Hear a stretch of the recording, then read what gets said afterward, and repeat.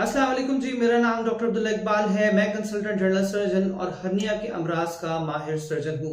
अमूमी तौर पे जो हर्निया की सर्जरी की जाती है उसमें कमर में इंजेक्शन लगा के निचला धड़ सुन कर दिया जाता है और उसके बाद ये सर्जरी की जाती है।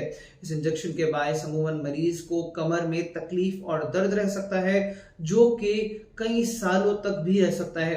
इसके बरक्स मैं जिस तरीके से सर्जरी करता हूँ वो इससे मुख्तलिफ है और इसके बारे में मैं इस वीडियो में तफसीलन बात करूंगा।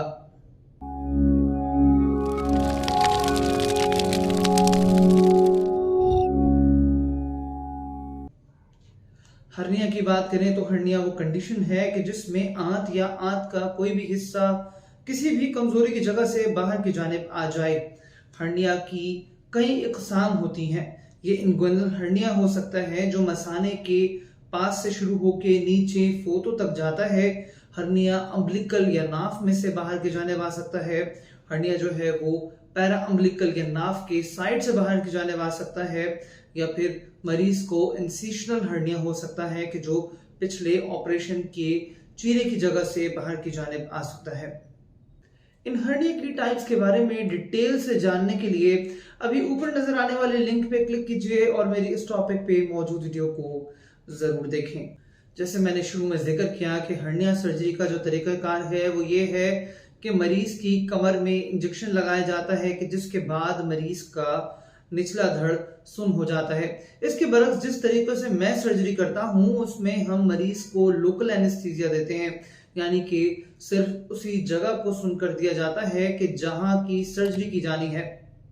इसके साथ हम मरीज को एक दर्द का इंजेक्शन दे के मरीज को मुकम्मल तौर पे पेन फ्री कर देते हैं और एक नींद का इंजेक्शन दे के पुरसुकून नींद सुला देते हैं ताकि दौरान सर्जरी मरीज पुरसुकून तरीके से सोता रहे।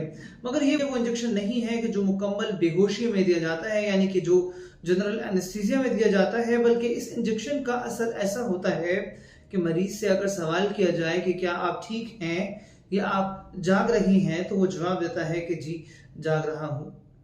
इस तरह से की जाने वाली हर्निया की सर्जरी न सिर्फ तमाम मरीजों के लिए सेफ है, बल्कि बहुत से ऐसे मरीज जो कि मुख्तलिफ बीमारियों के बायस सर्जरी नहीं करवा सकते, या ये समझ लें कि जिन मरीजों में हम मुकम्मल एनेस्थीसिया यानी जनरल एनेस्थीसिया या स्पाइनल एनेस्थीसिया यानी कमर में इंजेक्शन नहीं लगा सकते, जैसे कि उम्र रसीदा मरीजों में या उन मरीजों में कि जिनको पहले कोई दिल की तकलीफ रही हो, या वो मरीज जो जिगर की या गुर्दों की किसी भी तरह के मर्ज और कॉम्प्लिकेशन का शिकार हो, ऐसे मरीजों में भी इस तरीके से सर्जरी करना मुकम्मल तौर पे सेफ है और इस लोकल एनेस्थीसिया के बायस मरीज में कोई पेचीदगी नहीं देखी जाती।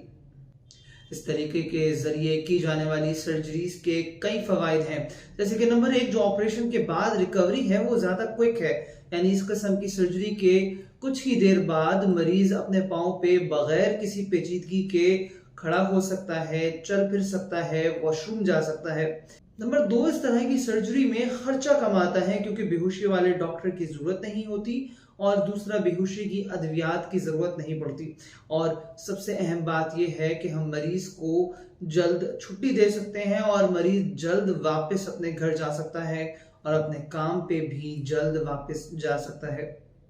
नंबर 3, जो जनरल एनेस्थीसिया और स्पाइनल एनेस्थीसिया से मुंसलिक पेचीदगियां हैं, जैसे कि सर में दर्द होना, चक्कर आना, उल्टियां आना, या फिर बहुत से मरीजों का ऑपरेशन के बाद पेशाब रुक जाता है जिसके बायस उन्हें पेशाब की नलकी भी कई दफा लगानी पड़ती है। ये तमाम जो प्रॉब्लम्स हैं वो इस किस्म के एनेस्थीसिया में नहीं देखी जाती। और सबसे अहम बात यह है कि अगर किसी किस्म की पेचीदगी नहीं होती तो मरीज ज्यादा मुतमईन होता है और जल्द खुद को ठीक तसव्वुर करता है।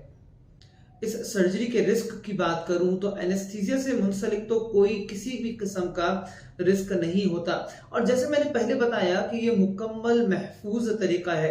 अलबत्ता सर्जरी से रिलेटेड जो रिस्क हैं उनका इम्कान अपनी जगह रहता है, जैसे कि इन्फेक्शन होना, और अगर दौरान ऑपरेशन स्टेरिलाइजेशन या सफाई का खास ख्याल ना रखा जाए तो इन्फेक्शन के इम्कानात मौजूद रहते हैं। मगर ओवरऑल अगर इस सर्जरी की बात करूं तो इस किस्म की सर्जरी में किसी किस्म का खतरा या किसी किस्म की पेचीदगियों के इम्कानात ना होने के बराबर होते हैं।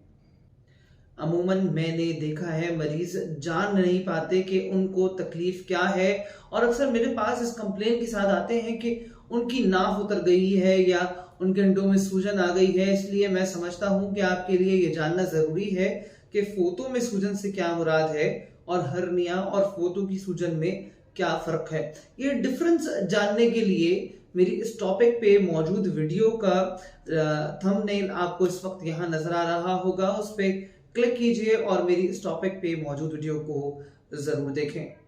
अगर आप हर्निया की सर्जरी कराना चाहते हैं या कोई भी सवाल करना चाहते हैं तो आप मुझसे व्हाट्सएप के जरिए अपॉइंटमेंट लेकर रब्ता कर सकते हैं। मेरा कॉन्टेक्ट नंबर है 032123636111। आज के लिए इतना ही। मैं डॉक्टर अब्दुल्ला इकबाल। अल्लाह हाफिज।